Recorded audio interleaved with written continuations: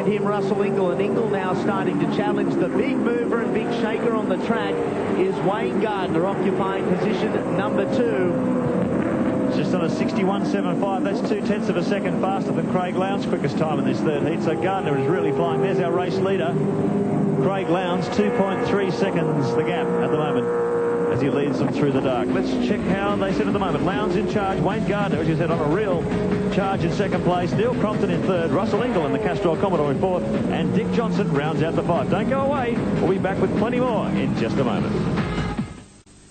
Leaving Perkins, Jones and Romano in his wake. So Seaton on a real fly. Keep in mind he's on fresh tyres. Alan Jones, it looks like, could be struggling a little bit with tyres. He was nice and loose as they came over the flip-flop. Jones trailing Larry Perkins. Whoa! Whoa! A moment for Glenn Seaton as we join him for race cam. You see Seaton grab a huge armful of lock. It was almost 180 degrees, Brad Jones. Well, he's certainly pedaling this thing as hard as he can. He's, you know, Glenn's a very relaxed driver. You can see from the way he's sitting there, a bit of a glance around. Mitre 10, 3 out of 3 for Marcus. He's knocked the lip off another Mitre 10 front spoiler.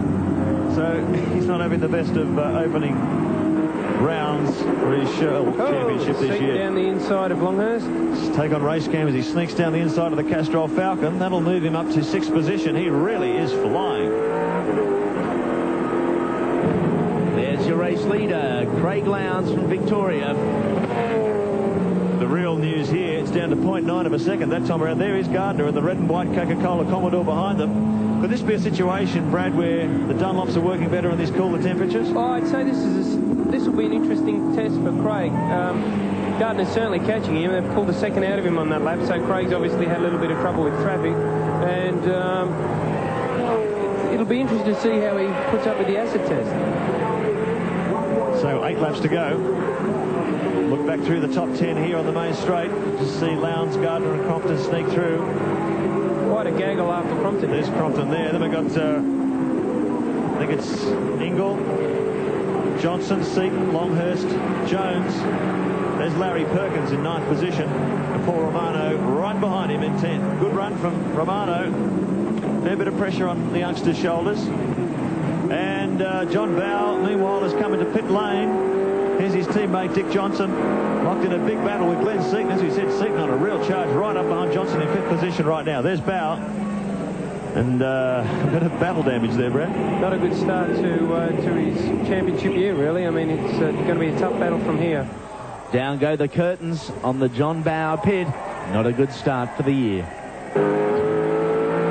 Glenn Seaton, meanwhile, continues the attack. Pulls out of the draft behind the Shell 17 Falcon. Look at the amount of horsepower he's getting out of this Ford Credit Falcon as he sneaks down the inside of Dick Johnson's car, picks up another position. That's up to 4th. He's only got Crompton, Gardner and Lowndes ahead of him. He's really flying, Brad. Fantastic job, really. His car's obviously handling very well. Glenn's cars have never been unbelievably strong. Oh, big move on Ingle there. A bit of a touch.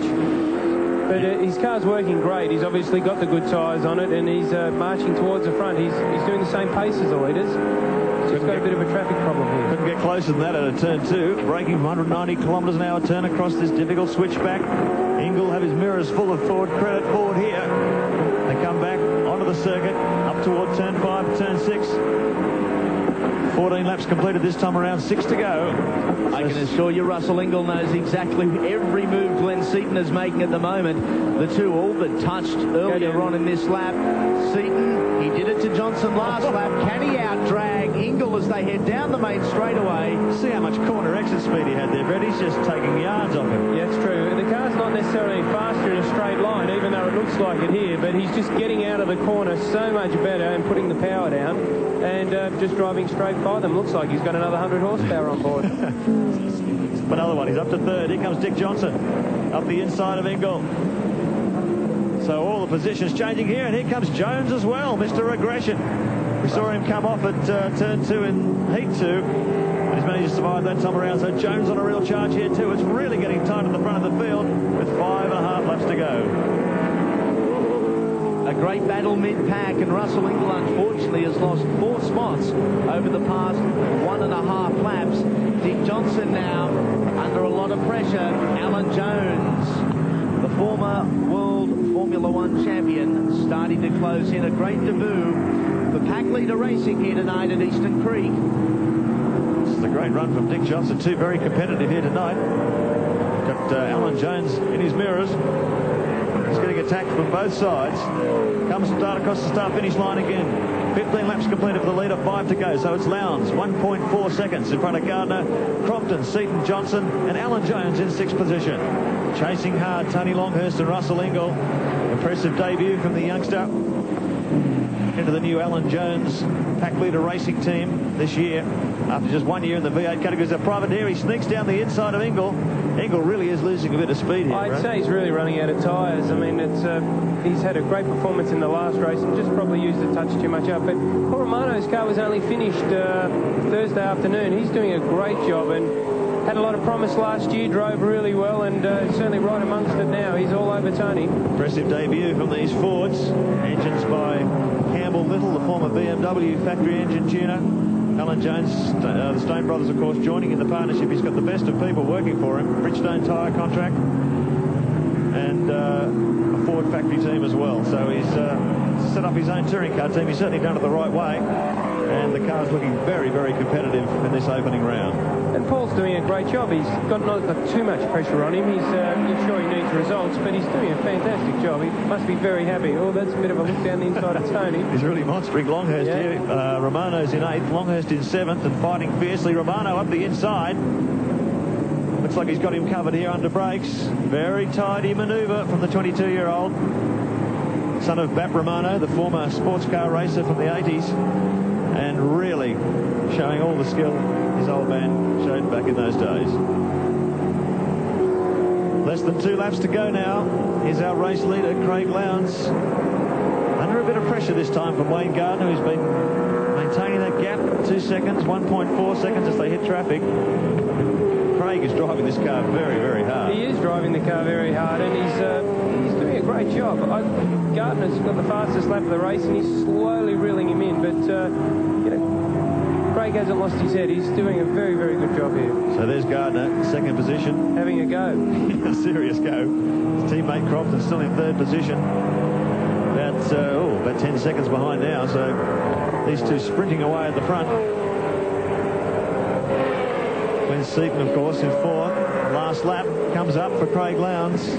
Gardner, the gap 2.5 that time around, so he hasn't been able to close the gap to Lowndes. No, I think the start really is what killed it for Wayne. He took him a couple of laps to get by a few cars, and by then Craig had gone and it was all over. But great drive by Gardner. The Coke team have really shown that they're coming up with the goods. Here we're looking at Craig again. Looks like something's dragging on the ground off the Ashby car just in front of it there. Yeah, Lansvale smash repairs. Looks like a bit of damage to the driver's door too. Something dragging, but here's Craig Lowndes. Less than half a lap to go in the Mobile Commodore. As he comes up just past the Lansvale smash repairs car, Steve Reed at the wheel this weekend, and Crompton. Boy, oh boy, has this guy got bad luck. Flat tyre. Spectacular puncher here as it flaps on the bodyworks. Going to try and bring it home, I imagine. But here's our race winner, Craig Lowndes, and I imagine he'll be the round winner. Across the start-finish line, Craig Lowndes, the grandstand, on their feet as the youngster wins 2 from 3 in his Australian Touring Car Championship debut. Honestly, you couldn't ask for more than that, Brett. No, a great performance. HRT have had a bittersweet night. There's Crompton still limping around trying to get home. He couldn't believe his luck, I'm sure. Well, he was running 3rd. Let's just hope he can get across the start-finish line and finish off the evening. Let's check out the way they finished on the Shell race score. Craig Lowndes, of course, 2 from 3, as we said. Wayne Gardner, a great 2nd place. Glenn Seaton really fighting back there for 3rd. Dick Johnson hanging on for 4th. And Alan Jones in the pack leader Racing Falcon rounded out the 5.